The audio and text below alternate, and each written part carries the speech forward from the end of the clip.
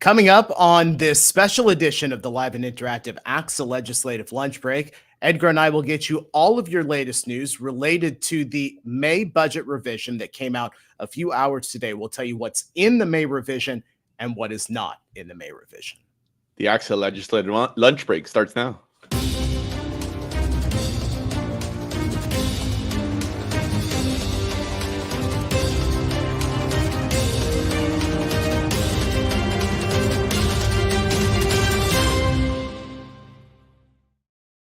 And it's a minute after 2 o'clock here on a Friday. We welcome you to this special edition of the ACSA Legislative Lunch Break, along with Dr. Edgar Zazwata, ACSA's Executive Director. I'm Naj and Edgar, ACSA's Senior Director of Marketing Communications. Welcome. We're honored to have you here on this special broadcast. Thank you, Edgar. We could certainly say thank you to everybody for joining us here on a Friday afternoon as they get ready to cruise into Mother's Day weekend.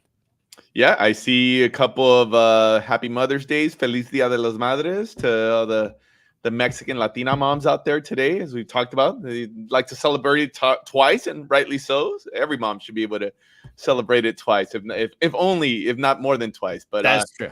We're here. We're here, Naj. I see some people. I know one thing. Right off the top, we had John Gray had a huge crowd. We made a big deal about whether his predictions are going to be right or wrong. I'm going to say they're wrong. At least they're wrong for today. I'm about to tell folks. Now you see, we don't have a lot. This is good because I literally kept his predictions right next to the anchor desk here. They maybe end up being right in the long run, but today I'm going to go with he was wrong. Okay. Yeah, I think that's absolutely correct. We'll explain why, and we'll explain why there. We'll explain why and just say, actually, you know what, Edgar, we may as well, the four things he said. The state will fund the COLA, they'll cut green buses, no categorical cuts, and some cash deferrals. Okay, those were the four John Gray predictions. Let's go ahead and get into what the governor has proposed in this May revision. We'll show you a video from his presentation earlier today. It came out this morning. The governor's May revision submitted a revised $288 billion proposal to address a $28 billion budget deficit. Some of the proposed methods to balance the budget include cutting one-time spending by $19.1 billion and cutting ongoing spending by $13.7 billion through fiscal year 25-26. Those two cuts equal a nearly 8% cut to state operations and eliminates 10,000 unfilled positions. Of note, the state's year-over-year revenues were 4% below the March forecasts by the Department of Finance. And a reminder that the legislature, which will now deliberate over the governor's revised proposal, must submit a budget by June 15th if they would like to get paid. Edgar, your thoughts on that? I just literally gave you the I'm going to try to translate all that in case people missed it. That's right. Yeah. They gave us some information, but here's the heart of the matter. We don't know. We still don't have most of the information on the May revise. And I know we're going to have the team come on here in a second and explain why, but this was a first. I mean, I've been doing this for a while now, waiting on May revise. I know we were in the middle of a board meeting and I pulled up my computer, right, and it would kind of double multitasking, looked it up. And I know Megan and the team had warned us that it was going to be a quote unquote slimmed down budget, but it was more slim than there's not a lot of information in there, bottom line, right? Like that they punted. We're going to get some more information next week. So all this build up, apologies, we'll have a little bit of context here. But the bottom line is we don't know. We don't know how they're going to solve at least the Prop 98 issue that we've been talking about for the last couple of weeks. So this was kind of a new one. I know they're trying to meet their statutory deadline. I know the governor has a big trip here next week, so they were trying to get something out. But I guess they're promising us more information next week. Yeah. So. Yeah, we will see. Let's go ahead and bring our two guests on to give us a little bit more on this slimmed down budget revision. Iván Carrillo is the Senior Director of and Governmental Relations Director for ACSA, and Megan Baier, ACSA Legislative Advocate, both with us here on this special edition of the ACSA Legislative Lunch Break. Iván, I'm going to start with you because as Edgar and I have been kind of just talking about this briefly, this is kind of a different May revision than we normally get, which is really robust. How unusual from your perspective as our GR director is it for us to get something that lacks so many details? Well, I was going to say, you all almost stole all the thunder, and there wasn't much more to go around. Hey, we're just trying to give you an early Friday here. It's just like, right. Hey, we get to the point here, right? There have been several times where I've chuckled throughout the opening. I mean, you Naj at the front end saying we're going to talk to you about what's in the budget and what is not. And unfortunately for us, it's more on the what is not in the budget that is most notable. So all the questions that we had going in as it relates to Prop 98 spending, as it relates to the local control funding formula, as it relates to whether or not the COLA will be funded, all things Proposition 98, we don't have that information currently. So none of that was as part of the information that was released today. So yeah, it is unprecedented to say the least. It is unusual. You did talk about the governor's trip, and I think some of it is certainly attributed to that. There is a global climate change summit and convening in the Vatican that he's traveling to. Yeah, I mean, it's a little bit of a letdown, and we don't have a lot of the answers. I think we're just seeing it as an opportunity to be right back with you next week as soon as we get the information and doing this once again. Iván, maybe the governor just didn't want to mess up all of our members. He didn't want to mess up Mother's Day with bad news, right? So let's just kick it to next week, or at least that's the story I'm going with. Actually, what's funny about this is Iván and I are sitting there looking at the budget 2 rows behind you, Edgar, at the board meeting, and both of us just keep looking at each other like, wait a minute, where's all the details? So, Megan, you're with us. So let's just kind of dive into the very few things that he proposed in this May revision that have any impact right now. Sure. So what the governor did is he did put out a number of reductions that he is proposing. Those reductions are not in context. We're used to getting, hey, here's the Prop 98 package. Here's the overall funding level. Here's, what COLA is going to be. He acknowledged the statutory COLA is 1.07. He doesn't opine on whether his budget will fund it or not, which is incredibly strange. The pieces that he did put out that he is proposing reductions are outside of Prop 98, which is interesting that he doesn't really put forth much on what is happening inside of Prop 98. So those reductions include reducing the Golden State Teacher Grant Program by $60 million. There's only going to be about $50 million left in that program. So if you all recall, a lot of money was committed to that program and it was burned through. There's such high demand for support for teachers coming in the pipeline. It's been burned up way faster than expected, and now he's making a reduction to that as well. He's eliminating future commitments to facility spending from the general fund side. So there was some money specifically for preschool, TK, and full day kinder. He's indicating he'd like to see those investments actually happen via a potential bond. There's ongoing negotiations, as you all are aware, on a school facilities bond for this November. And then he's also eliminating some funding for state preschool. He was gonna give state preschool programs additional dollars with the incentive that they need to serve more students with disabilities. He's walking that back. And then finally, the Children and Youth Behavioral Health Initiative. This is the governor's initiative trying to expand school-based health services.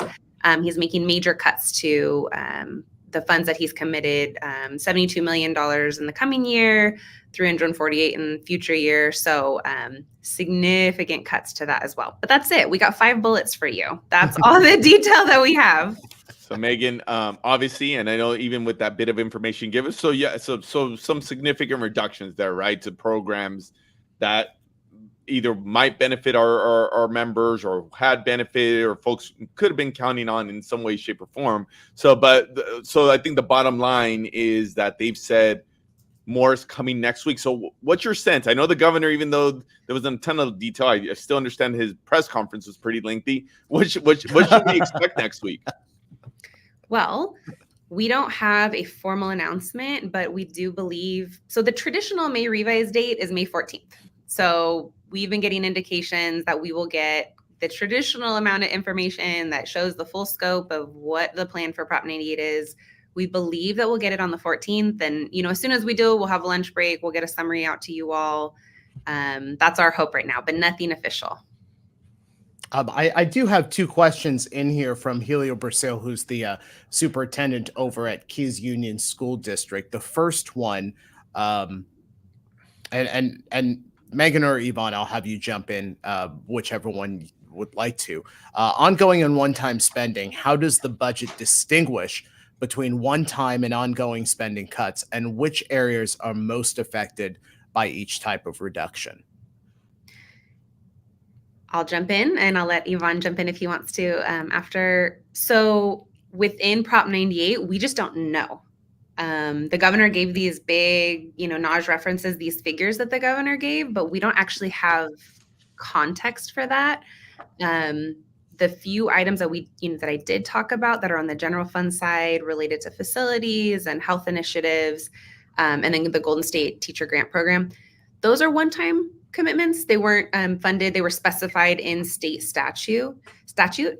In terms of ongoing, we don't know, at least to the education side, what ongoing cuts there will or won't be at this point in time. And then also the governor's press conference, he didn't distinguish. He said, I'm going to do, he's giving these big numbers, but he didn't say like which ones are in health, human services, other programs. So it's kind of a big question mark still.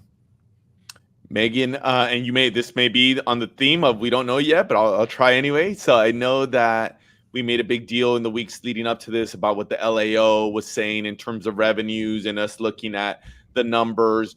Do we get any inkling of what are their projections? What are they anticipating in terms of where this trajectory on how much revenue is coming in? What are they expecting here as we move forward? The LAO hasn't issued a response yet to the governor's budget. I think, all along for quite some time now, LAO's been estimating lower revenues than the governor. So I think once we have a chance to kind of compare figures, the LAO, at least looking back a few months, they've probably been a little bit more spot on the softening. The optimism didn't pan out as well as the governor had hoped. Although, things have gotten better since the beginning of the year, right? January was revenues sharply fell. So we'll see if things start to level out a little bit. We just don't know yet. Megan, Dr. Frank Donovan has a question in here, and I think this kind of relates to something you were talking about when with facilities and TK and preschool and all of that. But he asked the question, thoughts on TK class size since facilities funds will be cut. Now, there is that piece of the facilities part, Megan, if I am correct, that there are discussions still going on in the legislature about that school facilities bond, if I'm correct. But any thoughts on Frank's question there and how this may impact class size? Well, I don't think the legislature is going to back off of the class size and student ratio. So I wouldn't plan for that. I think certainly for us and our advocacy, it raises a lot of concerns.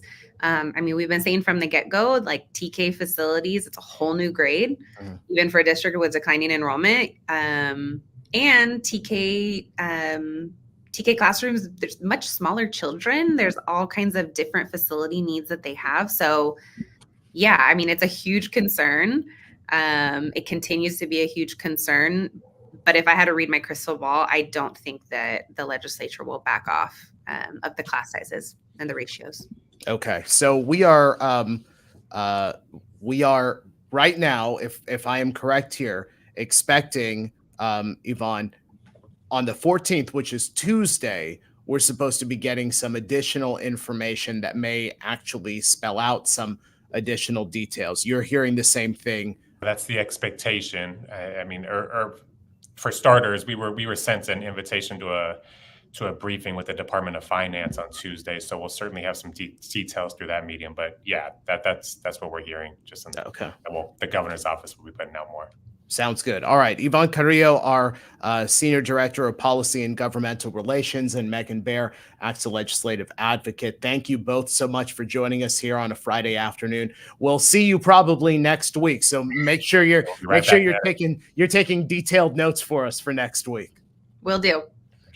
All right, Edgar. So as we close out here on this special edition of the lunch break, I mean, there are questions that came in there from Frank and from Helio, and I saw Brenda Francis had a question in there as well. I think the best thing we can say, I think you would agree, is there's not a whole lot that we can provide right now because we're still waiting, despite having this big presentation today. Yeah. We're still in a holding pattern. Yeah, just to summarize, if folks didn't join us late, the governor did put out a document, which they're calling kind of a slimmed down version. There was some information on other parts of the budget, and we didn't get too much into that. On the Prop 98 side, they didn't give us all the answers. They didn't tell us how they're going to close the deficit there on the Prop 98 side. As Megan pointed out, some of the reductions we were talking about, those were non-98 numbers. There is this question about, okay, what are we going to learn next week? So I think it's fair to say that next week we will have at least their indication of what's going to happen on the education core Prop 98 side, and the why did they do it this way? There's a statutory deadline that they had to put out the budget before a certain date. I believe the 14th there. The governor's going to be traveling. He's going to the Vatican for a climate summit. So they did have to meet this deadline on putting something out. Probably didn't make sense for them to put the entire package out yet. So we think.